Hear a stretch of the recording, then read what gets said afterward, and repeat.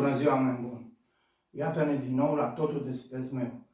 V-am arătat cum să facem un zmeu foarte bun. Cum să repară el. Cum să leagă sfoara la zmeu. Cum se înalță de unul singur, cum se joacă cu zmeul, cum se rupe cu mâna o sfoară groasă și atâtea. Dar astăzi o să vorbim despre lipici. Meșterii zmeurari foloseau acest lipici până anii 1800 și s-a transmis de la zmeurar la zmeurar. Am învățat de la meșterul meu până anii 60 și, atenție, un lipici care lipește lemn, hârtie. Deci puteți să-l folosiți pentru orice, nu neapărat pentru zmeu, nu lipește fier sau altceva. E un lipici foarte bun pentru hârtie, lemn. Să vedem de ce avem nevoie. Deci, făină, zahăr, sare și apă. În funcție de ce cantitate vrei să faci, pui mai mult sau mai puțin. O să vă arăt acum o rețetă. Deci, făină, 6 linguri, 1, 2, 3, 4, 5 și 6. Acum, zahăr, 2 linguri, deci 1, 2. Bun. Acum, sare, o lingură.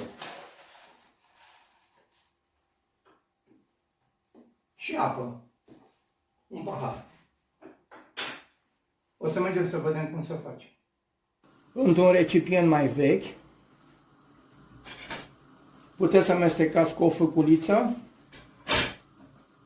cu o lingură de lemn, sau ar fi bun chiar un băț. Puneți pe foc și las purcurița, zicem, și mestecați. Nu lăsați să se prindă, trebuie să fiarbă foarte, foarte bine până să îngloașe. Deocamdată e în stare, uitați, lichidă. Nu trebuie să aibă cocoloașe. Și mestecați. Trebuie să fiarbă bine.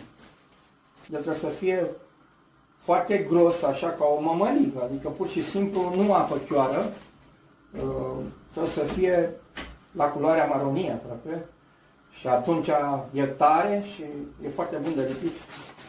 Deci cam un sfert de oră va trebui din funcție de foc. E foarte bine și cu un lemn, așa mai lung, ca să nu vă frigeți. El începe să se îngroașe. Trebuie să amestecați. Cu atenție. Cu bățul.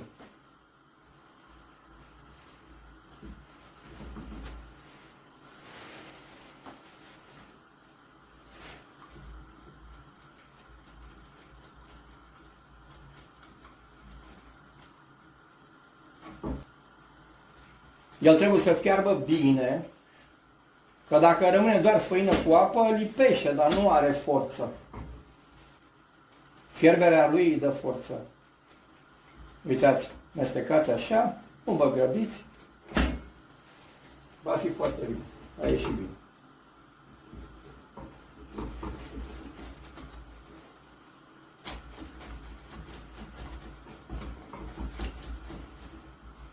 Uitați, el începe să se îngroașe. Observați? Începe să se îngroașe și e ok.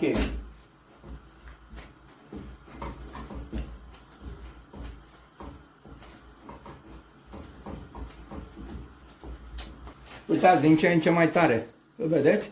Din ce în ce mai tare. Observați? Din ce în ce mai tare. O să iasă bine.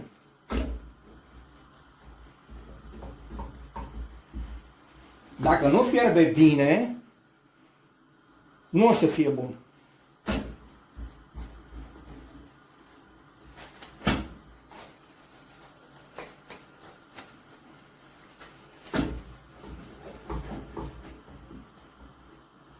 Aveți grijă să nu se lipească, de aceea trebuie să-l mestecați.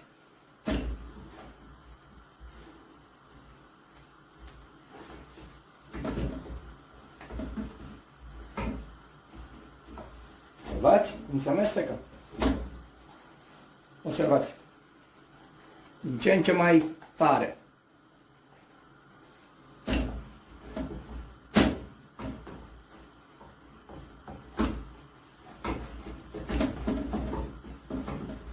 Iar îl luăm și el îl mestecăm. Uitați, deja începe, observați, s-a întărit bine. La fel și cleiul se lucrează la foc, dar numai că cu cleiul e puțin mai dificil și să nu vă ardeți, să nu puneți pe zmeu, să picure, să stricați zmeul. Dacă vreți să lipiți un zmeu, oricum cleiul cel mai bun, nu se pune problema. Dar acesta nici nu e toxic, așa cum am zis, și e ok. O să vă arăt și cum e cu cleiul, ca să prindeți tehnica. Altfel, dacă nu știți, nu puteți să lucrați cu cleiul.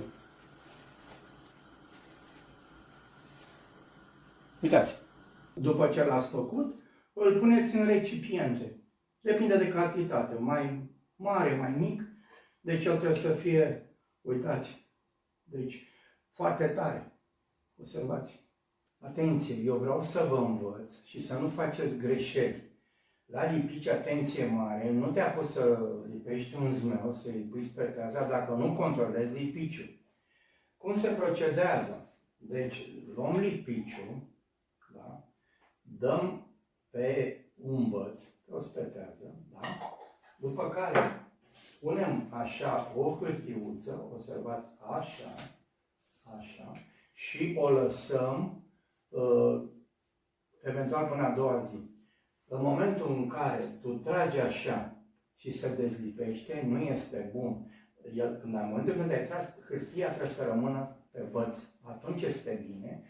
Eu fac lipiciul ăsta de 10 de ani și nu mai trebuie să verific. Dar voi luați o scândură înainte să lucrați, lipiți hârtie pe ea și dacă el rămâne așa alb când tragi, observați, rămâne așa alb, atunci înseamnă că e ok, observați.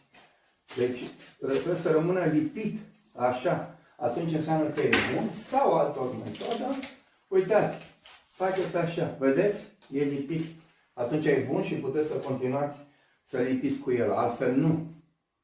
Puteți să stricați ceea ce lucrați, zmeul sau altceva. Și în cazul în care faceți lipiciul meu, trebuie neapărat să verificați și în cazul cel mai rău să puneți 2-3 linguri de aracet. Că v-am zis, nu se poate lucra cu aracetul, fiindcă trebuie să ai viteză când faci un zmeu, fac un zmeu în 5 minute. Pe când cu aracet îi pui spetează, trebuie să pui niște greutăți, că să o sucă greu, nu poți să lucrezi repede. Înțelegeți? Deci trebuie neapărat verificat. Pătrul zmeurar, maestrul meu, nu folosea așa ceva, doar la început, după care în ultimii ani făcea numai cu clei. Poate să fac un videoclip și cum se lipește cu clei, dar e mai complicat, fiindcă acolo sunt niște pufulețe așa, să bagă în oală, să topește, să lucrează lichid, să dă pe spetează, să pune și miroase urât în casă, este mai dificil, vă puteți arde. Puteți să pătați zmeul, să stricați. Deci, cel mai bine, în cazul cel mai rău, vă duceți și luați de la magazin următorul produs. Să scrie acolo lipici, lemn, hârtie. Și atunci e ok. Sper că ați învățat cum să faci un lipici bun.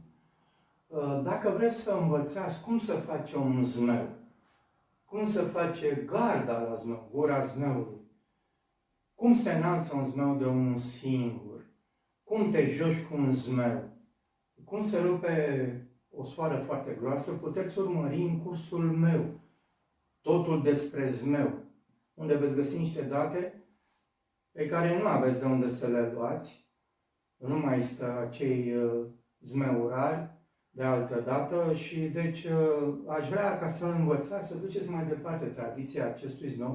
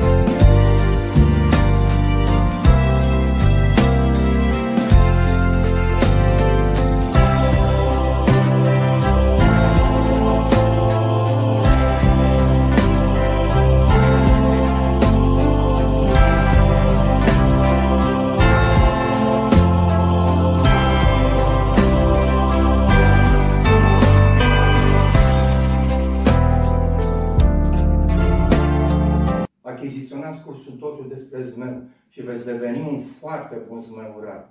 Eu vă mulțumesc foarte mult pentru vizionare și dacă doriți dați un like și abonare ca să puteți vedea în continuare și alte videoclipuri.